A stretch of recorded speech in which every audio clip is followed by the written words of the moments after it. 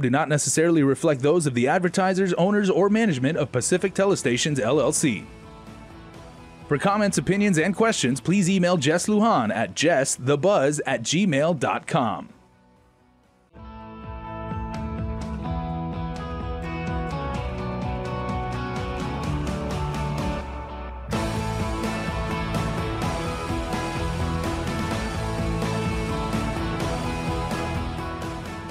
The Buzz with Jess Lujan. Good evening, Guam. I'm Jess Lujan. Welcome to this edition of The Buzz, second episode with former Senator George Bamba. We're talking about war reparations, of course, as his mother, former Senator Cecilia Bamba, had started years ago.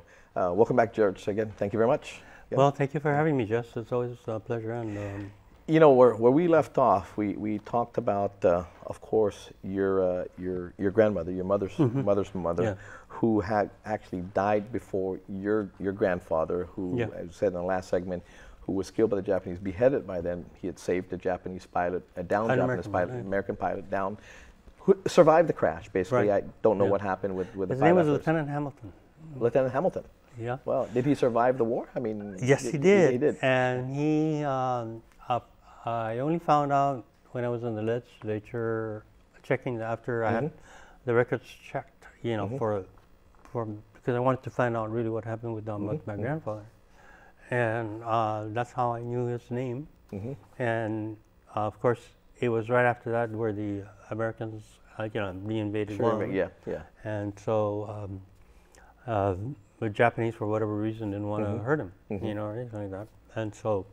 But your grandfather was killed for saving his life, and they made an example of him. Basically, he was tortured. He wasn't killed right away. He was tortured. And publicly beheaded as an example for all those who are wanting to aid the American soldiers. Right. Like, okay. Now, prior to that, you said your grandmother, your mother's mother, they were in the process of going to get their ID, their identification. The Japanese ID. And that's where we stopped, basically. Yeah. So you're, okay. So yeah, and so what happened was they were stopped at a checkpoint, Japanese Army checkpoint. And because my grandmother had fair skin, you know, reddish brown hair, and so they thought she was an American.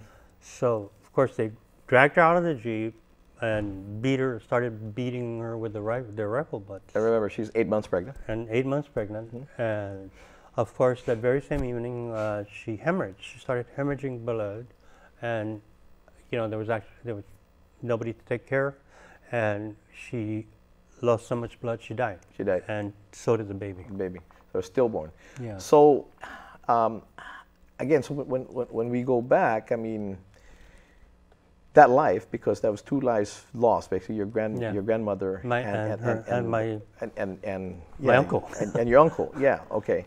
So again, jumping forward, not too fast forward here, but jumping forward, George, is that life that your uncle or your would have been uncle, would that? I mean, we consider that a life, of course. Yes. Would that be considered a life based on claims? You know, the government at that period, at that time, I remember always, they were very pro-life. Sure, sure. You know, they recognized that life began at conception. Yeah, yeah. That was a different government back then. Yeah.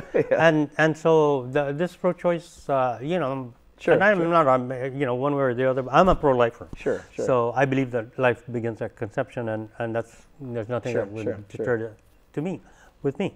But you know, I would consider that as a life already. Sure. I mean, because even if she gave birth prematurely. But does the government recognize that in a claim? Well, I'm not even sure what the regulations would say about that. I don't think they're even sure. And that's my question, because you had your grandmother first, and your uncle, basically the baby. Okay, never started as life. I mean, started living, but then died. But then your grandfather. So those are 3 lives. And if we go back again to what the government believed at the time, that was a life. But in regards to we're 2017, in regards to a claim, it's a different set of beliefs now. Okay, yeah, and would that be considered? That's going to be probably the best question, because I'm sure that my uncle was not the first was not the only. Of course, of course, of course. You know, there were people that were forced to march to Meningen who Sure. were pregnant, and women who were pregnant, and probably who also miscarried, or miscarried. whatever. Yeah. You know what do you? It's no so it different. is. I mean, that's something that they would that the commission, this new commission, would have to really grapple with and make a decision because, you know, the legislation was so open-ended that it left too much to interpretation, to somebody's subjective interpretation. Sure. And so with that interpretation, you know, and now, okay, so we finally have something. We had a bill. They became law. Was signed into law. So now it is law. And war reparations now, not what your mom had envisioned. No. I mean, totally different from what your mom envisioned. Envisioned. Has gone through it. It has morphed. it has changed it to something that really the original intent, which was not only developed by my mother, but with many others that were involved in the whole process. You know, because there was never any intent. I mean, that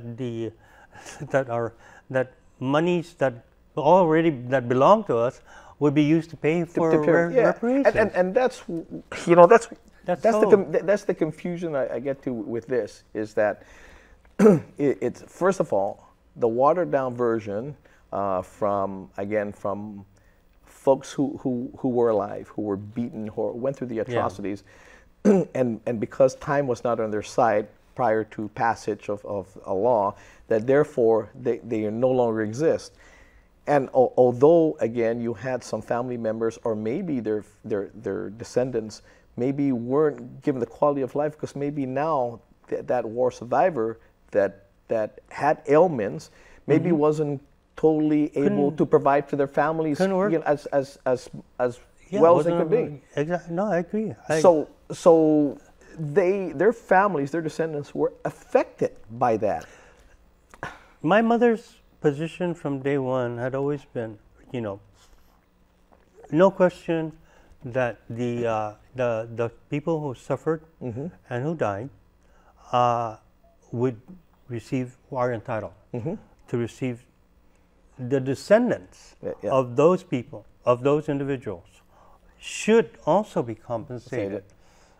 And more so as time passes by.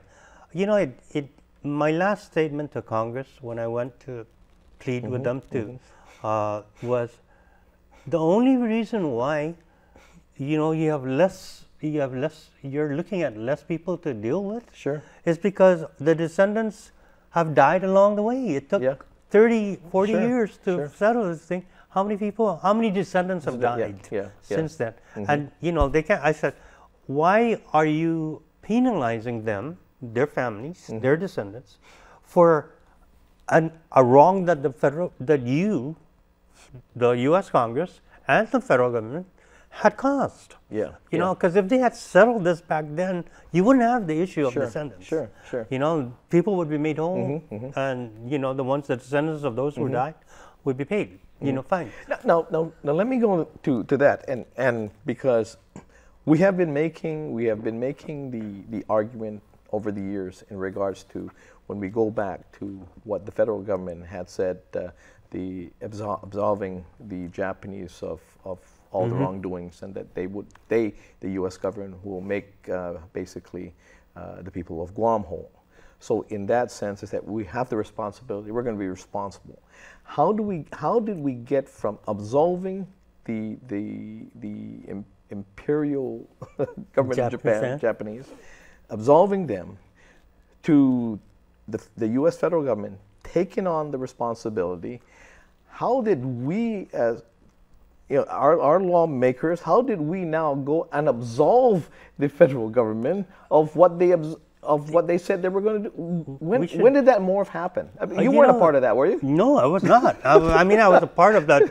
You know, hey, federal government, you said, and you told us. In fact, it was interesting. I was approached by the Japanese consul on Guam, wanted to see me because, you know, all this whole war reparations issue was coming to the boil, and they were getting, you know, he came to see me because to see if I could tone down my rhetoric. And I said, what for? I said, you know, and he said, well, because we're not the ones responsible for paying it.